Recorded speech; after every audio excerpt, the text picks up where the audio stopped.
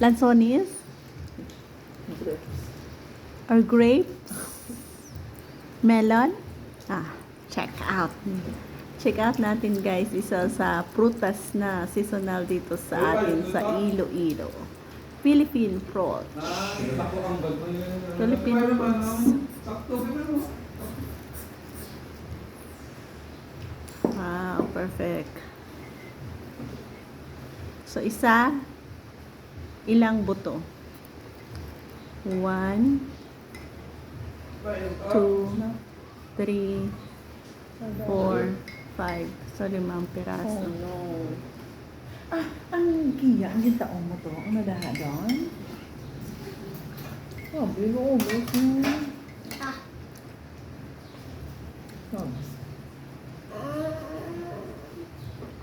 Bakal kumain dito na hen, so udah ako bakal dinamik. Dito ako, sabag. Umay. Diyan pa na. So, ada report? Ada na, ada na. Yung bakal pag tatlo. Wala. Ano? Ay, wala, diba? Ba, hindi mo lang sa kondo na yon. Ang hansa na na ma-strip. Hindi ka original lang eh, sing bakal sa ano sa Shopee, medyo ang isa doon hindi ko hindi namin na kulit.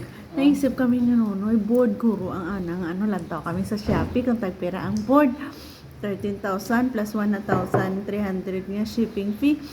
Kuna, ako lang tuguro mabuolay. Kuna hindi na ito yung laki kung nagambang hindi kaya ka motor na mo. Na buol pa 4 wheels. Pero yun, mo, 100 ah. tip. 100? Tapos, Hindi mo lang gani nga, hindi mo lang to pag kaulo to buos kuya. piyang ba kanini Nonoy? Ito na lang ko na mabuol. Why yun? Kung da sobra, man dyan kung kotse i-pumaha. Kalibre na lang yung sak na ninabuan. Ang laki nga ano, taga Kalabua. O, samba? Lain. Lain? Pero namin ito na daw namin na rin. Ano sa tana?